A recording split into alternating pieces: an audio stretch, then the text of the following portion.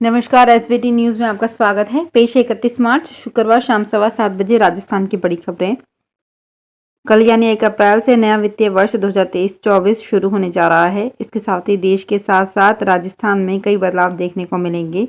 राजस्थान में 1 अप्रैल से आम और खास के लिए अब कई चीजें बदलने वाली हैं। आपको बता दें कि मुख्यमंत्री अशोक गहलोत ने बीते दिनों अपने शासन के आखिरी बजट में आम जनता को लेकर कई महत्वपूर्ण घोषणा की थी। इनमें से कुछ घोषणाएं 1 अप्रैल से लागू होने जा रही हैं, जिनमें 100 यूनिट तक फ्री बिजली मिलेगी। इसके अलावा राजस्थान की रोडवेज बसों में महिलाओं को किराए में 50% की छूट मिलेगी। इसके साथ ही रसोई गैस छूट सहित कई सामाजिक योजनाएं जिसका लाभ प्रदेश की जनता को मिलेगा। इसके अलावा प्रदेश में 1 अप्रैल से चिरंजीवी स्वास्थ्य बीमा योजना के तहत 25 लाख तक का इलाज निःशुल्क मिलेगा। वहीं हर माह न्यूनतम 750 रुपये पेंशन अब बढ़कर 1000 रुपये मिलेगी। सीएम अशोक गहलोत ने जब से 181 नंबर की बात की है तब से इसकी चर्चा हो रही है। दरअसल सीएम ने ट्वीट किया, 181 यानी जनता का नंबर, 181 बचत राहत बढ़त का नंबर, 181 लाभ का नंबर। याद रखें, 181 यानी राजस्थान को नंबर 1 बनाने का नंबर। सीएम का कहना है कि हम जो योजनाएं बनाते हैं वो जनता के पैसे से जनता के लिए ही बनाते हैं। ये सरकार का पैसा नहीं है, इसलिए सरकार की योजनाओं का सभी को लाभ उठाना चाहिए। अगर कहीं किसी को कोई परेशानी है, शिकायत है या कोई सवाल है तो आप 181 पर दर्ज कराएं। 1000 लोग इस केंद्र पर बैठकर समस्या सुनेंगे आपकी। इस ट्वीट को लगातार ट्वीट किया जा रहा है। इसको 3000 बार से ज्यादा बार रीट्वीट किया जा चुका है। इसको लाइक भी किया गया और व्यूज भी काफी आए हैं। राजस्थान में अगले 24 घंटे में राजस्थान में फिर आंधी के साथ बारिश के आसार हैं। जयपुर मौसम केंद्र के निदेशक राधेश्याम शर्मा ने बताया कि राजस्थान में सक्रिय वेस्टर्न डिस्टर्बेंस के एक्टिव होने से जयपुर, सीकर, अलवर, नागौर, झुंझुनू, चूरू, भरतपुर, बीकानेर, धौलपुर, करौली, बूंदी, कोटा, बारां, जोधपुर में 40 किलोमीटर प्रति घंटे की रफ्तार से आंधी चल सकती है। जयपुर संभाग में कुछ जगहों पर ओले गिरने की भी संभावना है। शर्मा ने बताया कि राजस्थान की मौसम शनिवार से एक बार फिर बदलेगा। इसके बाद 1 और 2 अप्रैल को मौसम साफ रहेगा। 3 अप्रैल को फिर नया सिस्टम सक्रिय होगा। बारां में इन दिनों फसल कटाई का दौर चल रहा है। इसी के साथ ही आगामी दिनों में खेतों में फसलों के अवशेष जलाने की घटनाएं भी बढ़ जाएंगी। फसलों के अवशेषों को जलाने से भूमि की उर्वरता शक्ति, मृदा में उपस्थित सूक्ष्म जीवों की संख्या में अत्यधिक कमी आ रही है।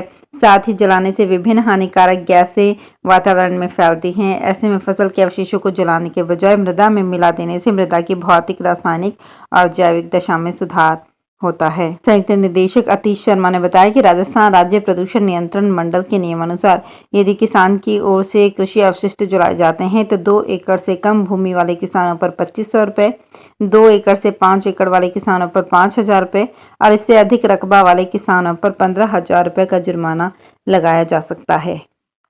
जयपुर के एसएमएस अस्पताल से बड़ी खबर आई है। राजस्थान में कोरोना के बढ़ रहे मरीजों को देखते हुए सरकार नई तैयारी कर रही थी और नई लैब बनाई जा रही थी, लेकिन लैब शुरू होने से पहले ही चोरी की एक बड़ी वारदात हो गई। लैब के सामान की चोरी की रिपोर्ट दर्ज करवाई गई है। इन सामान में 3 लैपटॉप हैं जिनमें कोरोना से संबंधित महत्वपूर्ण डाटा बताया जा रहा है। लैब के इंचार्ज ने इस बारे में पुलिस को सूचना दी और पुलिस ने केस दर्ज कर जांच पड़ताल शुरू कर दी। लैब के आसपास लगे सीसीटीवी कैमरे की फुटेज खंगाली जा रही है। हालांकि पुलिस को कुछ खास जानकारी नहीं मिल सकी है। रेलवे सुरक्षा बल के अधिकारियों का कहना है कि अजमेर से नई दिल्ली के बीच वंदे भारत ट्रेन का 3 दिन का ट्रायल गुरुवार को पूरा हो गया है। संभवतः 10 अप्रैल तक इसमें आमजन सफर कर सकेंगे। ट्रेन का संचालन बाधित ना हो और ट्रेन की सुरक्षा सुनिश्चित हो, इसके लिए खासकर लोगों को जागरूक किया जा रहा है कि ट्रेन पर पत्थरबाजी नहीं हो, क्योंकि गत वर्ष जयपुर मंडल में ट्रेन पर पत्थर फेंकने के 8 मामले सामने आए थे। अधिकारियों का कहना है कि अगर कोई व्यक्ति वंदे भारत ट्रेन पर पत्थर फेंकते हुए पाया गया तो उसे रेल अधिनियम के तहत 5 साल तक की सजा हो सकती है।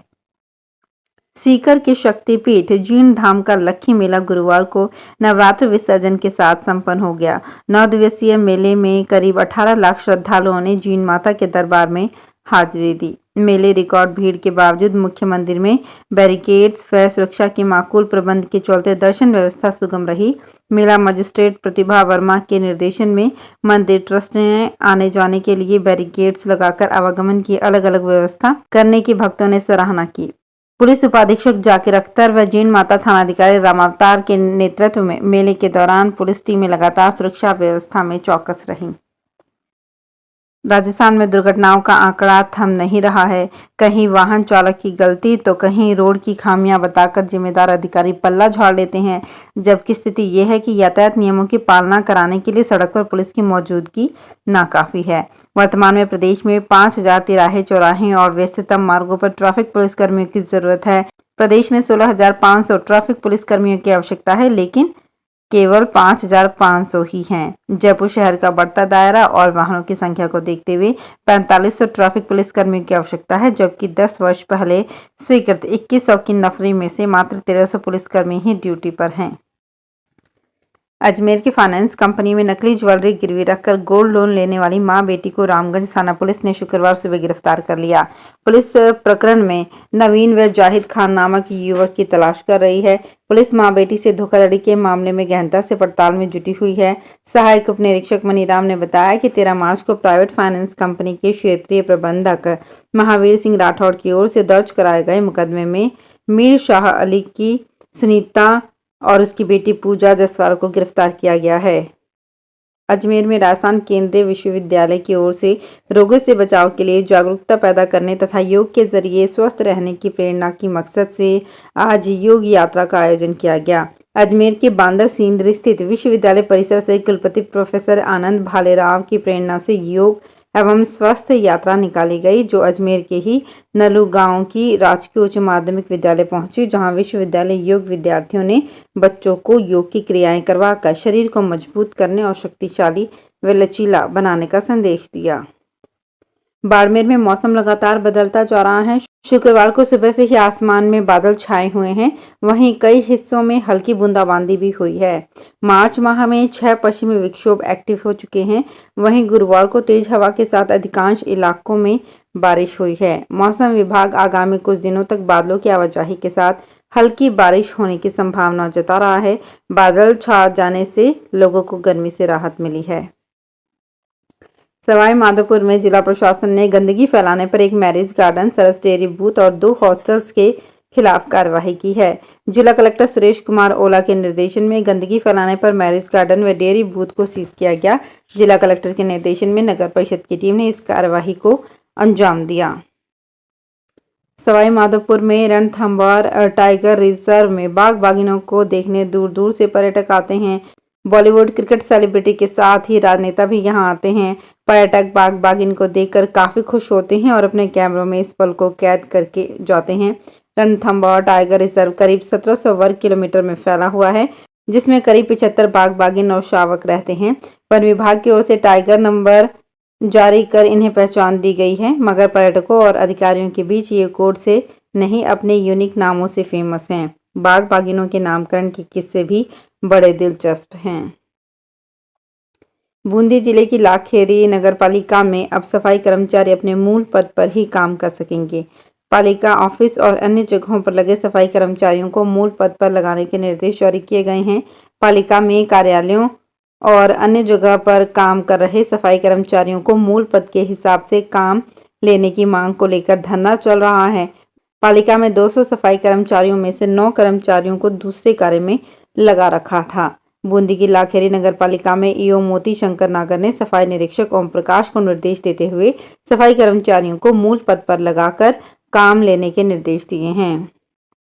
राजस्थान में कलाकारों के लिए राहत की खबर है। राज्य सरकार 31 साल बाद इनका डेटाबेस तैयार करवा रही है। इसके पीछे मंशा इनको प्लेटफॉर्म उपलब्ध कराने के साथ मिनिमम रोजगार गारंटी देना माना जा रहा है। झुंझुनू जिले में विभिन्न कला विधाओं से जुड़े कलाकारों को इससे फायदा होगा, जो पीढ़ी दर पीढ़ी कला से जुड़े हैं। राज्य सरकार के निर्देशानुसार राजस्थान संगीत नाटक अकादमी जोधपुर ने सभी कलेक्टर और पर्यटन विभाग के माध्यम से ये कार्यवाही शुरू की है। एसडीएम अपने क्षेत्र के लोक कलाकारों का डेटाबेस तैयार करवाएंगे। तो फिलहाल इस बुलेटिन में इतना ही। फिर हाजिर होंगे कुछ और बड़ी खबरों के साथ।